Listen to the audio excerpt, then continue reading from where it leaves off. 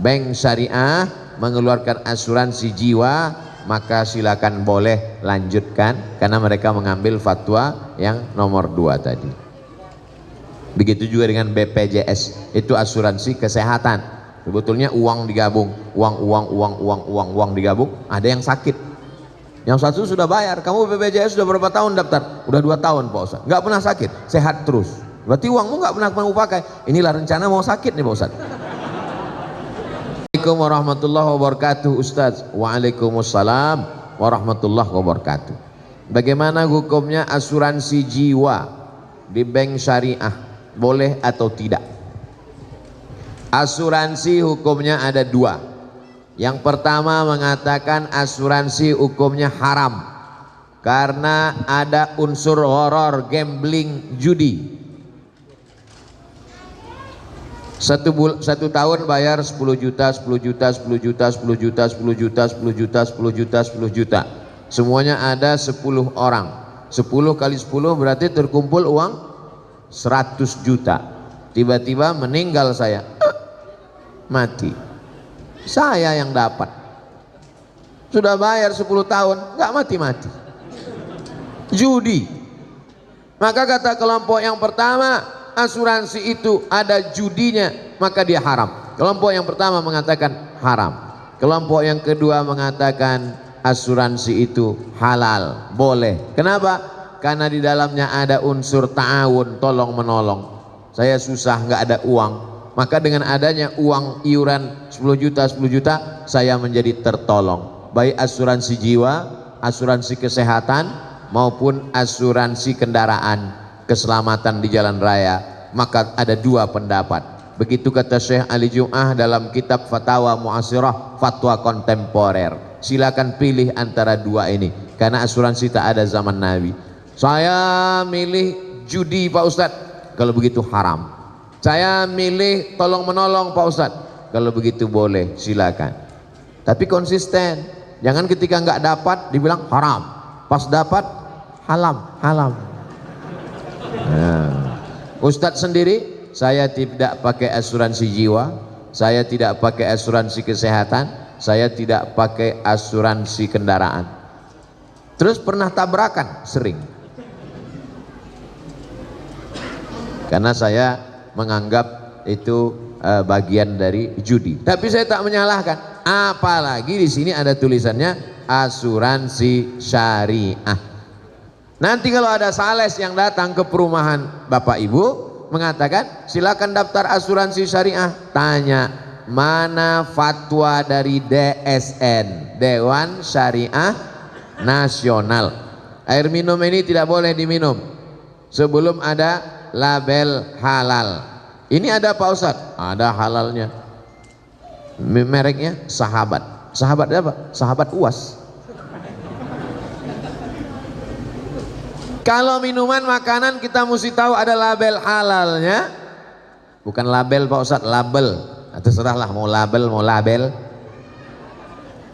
Kalau mesti ada label halalnya, maka kalau yang sifatnya ekonomi tidak dikeluarkan oleh Komisi Fatwa, tapi dikemukakan oleh DSN, Dewan Syariah Nasional. Maka bank syariah mengeluarkan asuransi jiwa, maka silakan boleh lanjutkan karena mereka mengambil fatwa yang nomor 2 tadi.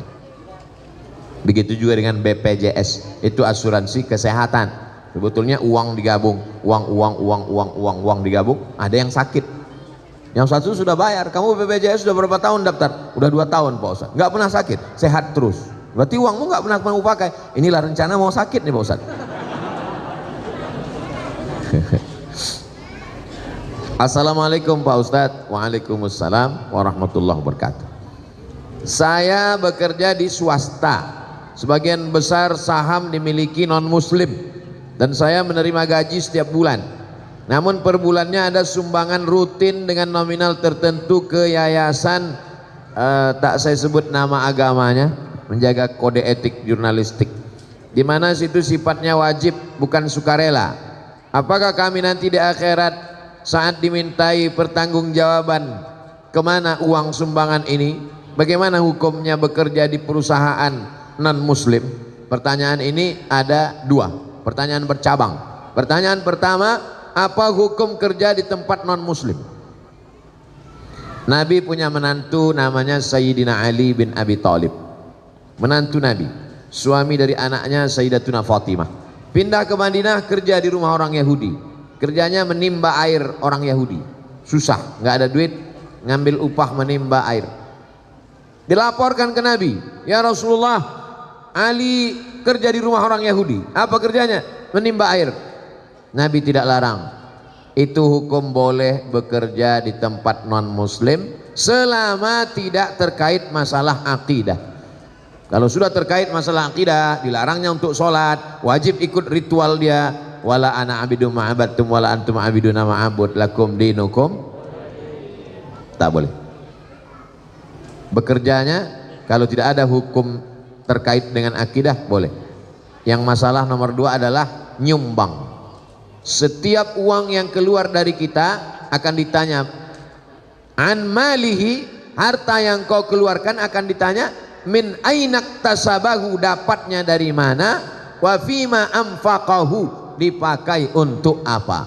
Kalau umur pertanyaannya satu, umur kemana kau habiskan. Kalau ilmu pertanyaannya satu, sudahkah kau amalkan. Kalau badan pertanyaannya satu, sudah kau pakai untuk apa kaki dan tangan, mata, telinga, lidahmu. Tapi kalau harta pertanyaannya dua, dapatnya dari mana, dipakai untuk apa. Dapatnya dari mana? Halal, kerja. Tapi dipakai untuk apa? Jangan-jangan dipakai untuk program keagamaan. Tapi Pak Ustadz, saya kerja di situ, pemegang sahamnya mereka. Kalau saya keluar dari sini, nanti saya tidak. Kalau ada tempat kerja lain yang kira-kira selamat daripada nyumbang untuk program agama, boleh. Tapi kalau tidak ada lain, pilihannya dua, mati dengan kerja ini, pilih mana? Jangan pilih mati, nggak boleh. Silakan kerja. Mudah-mudahan uang itu dipakainya untuk sosial, bukan untuk penyebaran agama, insya Allah. Tapi kalau masih ada alternatif lain, hanya beda-beda sekian gajinya, ini lebih rendah tapi selamat dari nyumbang untuk program akidah orang lain, maka pilih. Syukur-syukur dia mau. Boleh nggak Pak, saya orang Islam, uangnya dipakai untuk Masjid Darul Falah. Boleh, silakan kata dia. Silakan pakai untuk Darul Falah, tapi bulan depan kau nggak di sini lagi. Oh, bahaya Pak Ustadz. Nah, itu hukum. Darurat membolehkan yang terlarang. Ad-darurat tubihul mahzurat. Demikian. Wallahu a'lam bishawab.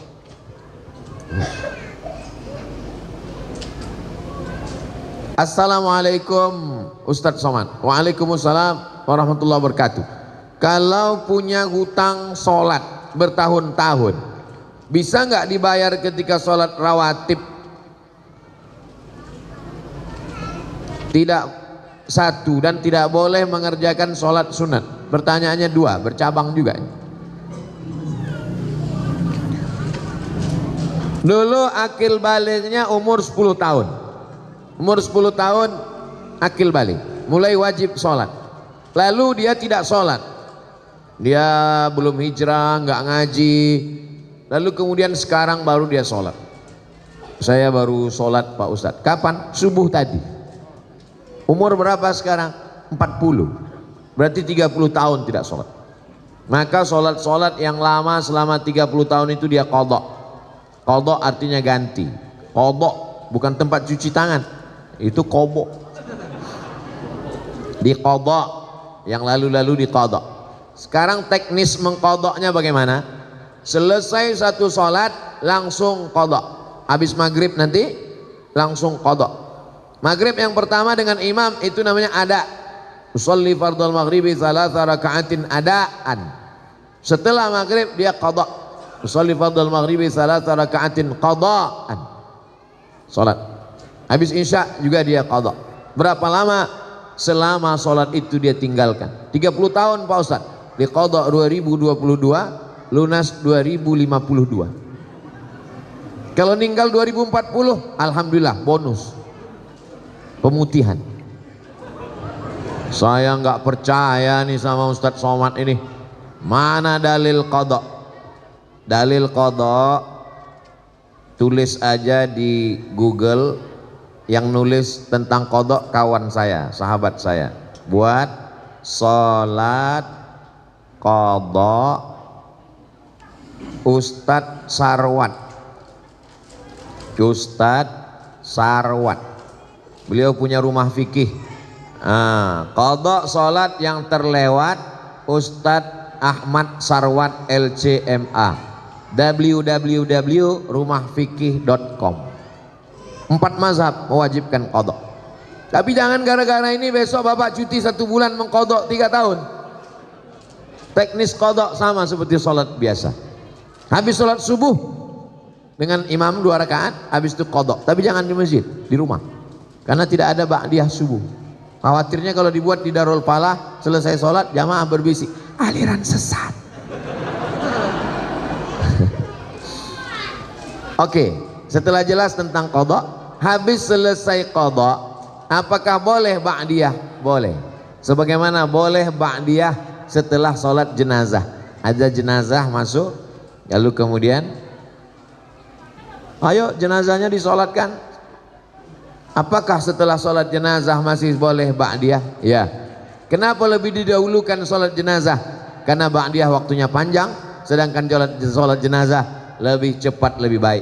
Jadi kalau ada orang meninggal pagi, jangan sampai besok pagi baru dikebumikan. Paling bagus hari itu juga. Boleh orang dimakamkan malam, boleh. Boleh dikuburkan malam.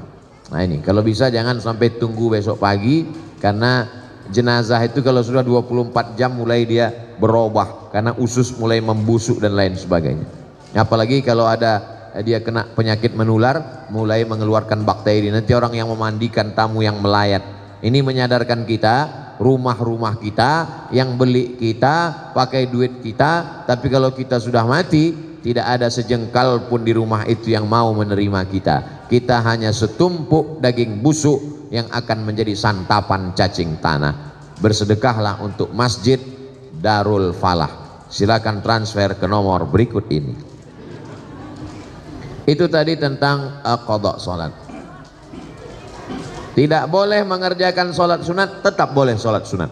Orang yang belum selesai qadhanya tetap sholat sunat duha, tetap sholat sunat tahajud, tetap sholat sunat qabliyah dan ba'diyah. Jangan nanti kamu nggak sholat sunat, saya masih banyak utang. Enggak, tetap sholat sunat. Assalamualaikum warahmatullahi wabarakatuh Ustaz. Waalaikumsalam warahmatullahi wabarakatuh. Apabila orang tua kita melakukan kesalahan, bagaimana cara kita menasehatinya? Orang tua tidak bisa dinasehati, karena orang tua tidak pernah melihat kita sebagai orang besar. Di mata orang tua, kita tetaplah anak kecil yang baru pandai berjalan. Jadi kalau kita ceramahi orang tua, dia bukan dengar, dia melihat kita sebagai lucu. Aku lucu ngelihat ente, anak kecil kok pandai ngomong, kata dia. Jadi kalau kita mau ngasih tahu orang tua, pakai lidah orang lain. Kalau di tengah keluarga ada orang yang lebih tua yang dia hormati, melalui lidah dia. Kalau dia punya ada ustadz yang dia dengar, kiai, kalau dia hormat kepada Habib, pakai lisan, pinjam. Ustadz Somad, ya, ibu saya senang dengar ceramah ustadz, tapi dia masih suka ceritakan aib orang. Kira-kira kalau ustadz yang ngomong nanti dia dengar, kalau saya ngomong dia marah. Ustadz mau nggak nanti di masjid judul ceramahnya sampaikan bahaya bicara aib orang lain? Oh boleh, bahaya bicara aib orang lain. Selesai pengajian datang ibunya, Ustadz tadi dibisiki anak saya ya. Saya termasuk ustadz yang ceramahnya nggak bisa dipesan. Saya menyampaikan apa yang saya mau. Saya tidak mau menyindir-nyindir orang melalui pengajian. Jadi kalau ada orang tuanya tidak sholat, jumpakan saya jumpa, Pak, bapak sudah tua, nanti bapak kalau mati tempat bapak neraka jahanam, cepat-cepat sholat. Saya kalau diundang ke kantor, dipesan, Ustadz ceramah tolong jangan singgung-singgung masalah jilbab, karena istri kepala dinas belum berjilbab. Nah, saya bahas itu, yang tidak pakai jilbab neraka jahanam tempat. Makanya banyak tempat ceramah wal awwal wal akhir, itu yang pertama dan terakhir. Saya tak pandai menyindir-nyindir orang melalui ceramah. Saya mau ngomongnya langsung to the point. Nah, jadi pakai orang lain, karena orang tua tidak pernah menganggap kita besar dalam pandangan dia. Kadang anak-anak muda ini kalau udah ikut pengajian, pulang-pulang mau menceramahi orang tua. Pulang ceramah, pengajian, panggil orang tua. Papa sini, mama. Ya ayyuhalladzina amanu. Oh, nggak bisa begitu. Dia lebih banyak makan asam garam dari kita. Karena banyak makan asam garam, itulah maka darah tingginya kuat.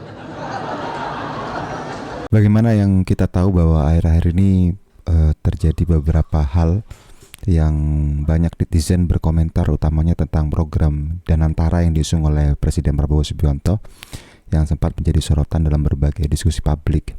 Program ini merupakan salah satu janji Prabowo untuk mengurangi ketimpangan ekonomi dan meningkatkan kesejahteraan rakyat Indonesia, khususnya dalam hal distribusi sumber daya ekonomi dan pembangunan infrastruktur. Meskipun demikian, beberapa kritik dan bantahan terhadap program ini muncul dari berbagai kalangan. Salah satunya karena keterbatasan anggaran dan implementasi. Program Danantara adalah soal ketersediaan anggaran yang bagaimana hal itu terimplementasikan secara realistik. Banyak pihak yang meragukan apakah dana yang dibutuhkan untuk menjalankan program sebesar ini bisa diperoleh tanpa membebani anggaran negara secara berlebihan. Yang kedua, ketidakjelasan tujuan dan sasaran, yang menyatakan bahwa meskipun juga program Danantara terdengar mulia, namun pemerataan pembangunan yang kesejahteraan lebih merata, namun kurangnya detail mengenai mekanisme operasional dan sasaran menjadi kendala tanpa penjelasan yang lebih rinci tentang bagaimana setiap aspek program ini akan dijalankan sebagaimana orang yang meragukan keberhasilannya. Ada juga aspek tentang tantangan infrastruktur yang sumber daya yang menjadi salah satu fokus program Danantara yang sulit untuk dicapai. Kemudian juga tentang persoalan keterlibatan sektor swasta. Banyak pihak yang mempertanyakan peran sektor swasta dalam program Danantara. Beberapa pihak merasa bahwa mengandalkan sektor swasta untuk menjalankan program besar semacam ini bisa menimbulkan ketimpangan baru, di mana halnya segelintir pihak yang mendapatkan keuntungan besar dalam proyek-proyek baru ini. Jadi kritik dari kalangan ekonom juga menilai bahwa meskipun program dapat menjadi solusi jangka panjang untuk masalah ketimpangan ekonomi, namun dalam jangka pendek dampaknya terhadap ekonomi sosial juga tidak bisa berlangsung lama. Ustaz Abu Somad yang kita tahu bahwa menjelaskan bahwa dalam Islam asuransi bisa dianggap sebagai suatu bentuk upaya untuk melindungi diri dari risiko finansial yang tak terduga.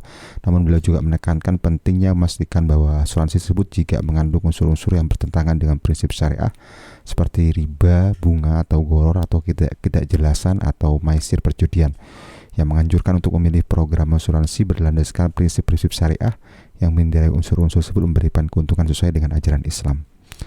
Melalui penjelasan tersebut, Ustaz Somad juga mengedukasi umat tentang pandangan agama terhadap asuransi, tetapi juga mengajak umat Islam untuk bijak dalam memilih program-program dapat mendukung kesejahteraan rakyat Indonesia sesuai dengan prinsip-prinsip Islam yang ada. Demikianlah kurang lebihnya, mohon maaf. Terima kasih. Assalamualaikum warahmatullahi wabarakatuh.